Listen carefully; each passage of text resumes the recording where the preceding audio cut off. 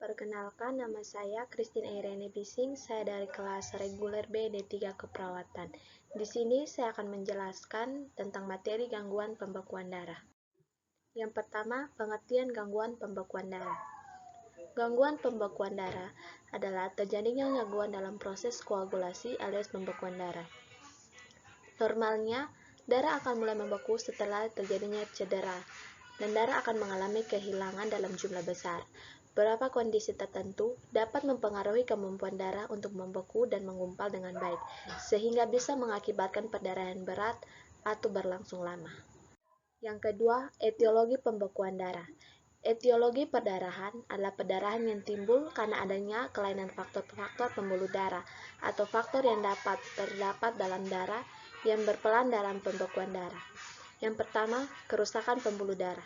Kerusakan pembuluh darah dapat disebabkan oleh beberapa faktor, di antaranya terjadi penyumbatan pembuluh darah akibat penyakit kronis seperti hipertensi, hiperglikemia, dan diabetes yang dapat menyebabkan pembuluh darah rusak dan mengalami pengerasan akibat penimbunan lemak atau arteriosklerosis. Yang kedua, trauma. Perdarahan juga dapat disebabkan oleh adanya trauma. Biasanya trauma terjadi karena adanya interaksi dengan benda luar tubuh, misalnya benda tajam yang mengakibatkan pembuluh darah rusak dan mengeluarkan darah. Yang berikut, proses patologi.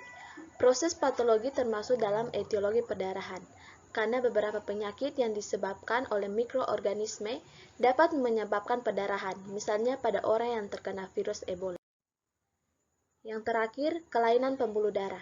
Kelainan pada pembuluh darah dapat menyebabkan gangguan proses perdarahan, dapat menyebabkan perdarahan, contohnya varises, yang merupakan gejala di mana terjadinya pelebaran pembuluh darah vena yang menyebabkan gangguannya pada perdarahan. Yang ketiga, jenis-jenis pembekuan darah.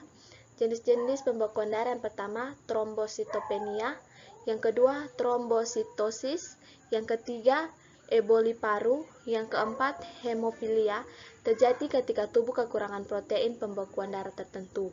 Yang kelima, trombosis, yang keenam, penyakit von Willebrand. Yang keempat, tanda dan gejala gangguan pembekuan darah. Gejala gangguan pembekuan darah bervariasi, tergantung kondisi yang menjadi penyebabnya.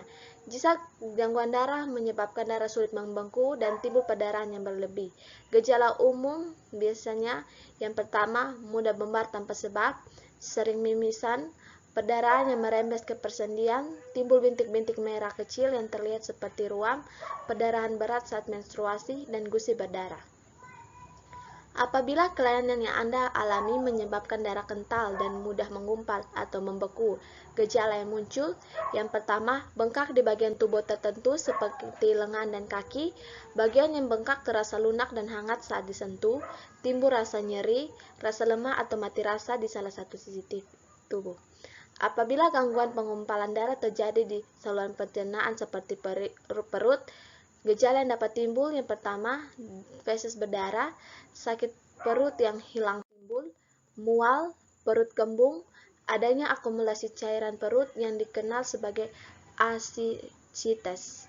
Yang kelima, penyebab gangguan pembekuan darah. Pembekuan darah ini dapat terganggu karena adanya masalah pada komponen-komponen darah tadi, sehingga darah menjadi sulit membeku atau justru membeku secara berlebihan. Penyebab darah sukar membeku. Gangguan pembekuan darah yang membuat darah sukar membeku terjadi ketika Anda tidak memiliki cukup trombosit atau faktor koagulasi atau keduanya tidak bekerja dengan baik. Kebanyakan kasus gangguan koagulasi adalah kondisi genetik yang diwariskan oleh orang tua ke anak. Namun, beberapa gangguan pembekuan darah juga bisa disebabkan karena faktor yang pertama, defisiensi atau kekurangan vitamin K, masalah pada hati, masalah pada sumsum tulang yang menghasilkan trombosit, efek samping obat-obatan tertentu, misalnya antikoagulan yang memang bekerja menghambat proses pembekuan darah. Penyebab darah membeku secara berlebihan, kondisi yang lebih mudah mengumpal dan membeku disebut dengan hiperkoagulasi. Kondisi ini bisa disebabkan oleh beberapa faktor seperti sel darah merah yang terlalu pekat, adanya faktor pembekuan darah yang tidak bekerja dengan normal, pengerasan pada pembuluh darah, mengonsumsi terlalu banyak vitamin K, menjalani pengobatan hormon seperti pemakaian alat kontrasepsi atau terapi hormon pengganti atau jarang beraktivitas. Yang kelima, diagnosis pembekuan darah. Untuk mendiagnosis pembekuan darah, kita akan dikaji beberapa riwayat kesehatan seperti kondisi kesehatan yang dimiliki saat ini, obat-obatan yang pernah dikonsumsi, cedera atau terjatuh belakangan ini, berapa lama perdarahan tersebut telah berlangsung, apa yang sedang Anda lakukan sebelum perdarahan itu terjadi. Kemudian dapat melakukan tes darah untuk menegakkan diagnosis. Tes yang mungkin dijalani yang pertama, tes darah lengkap untuk mengetahui jumlah sel darah merah atau sel darah putih.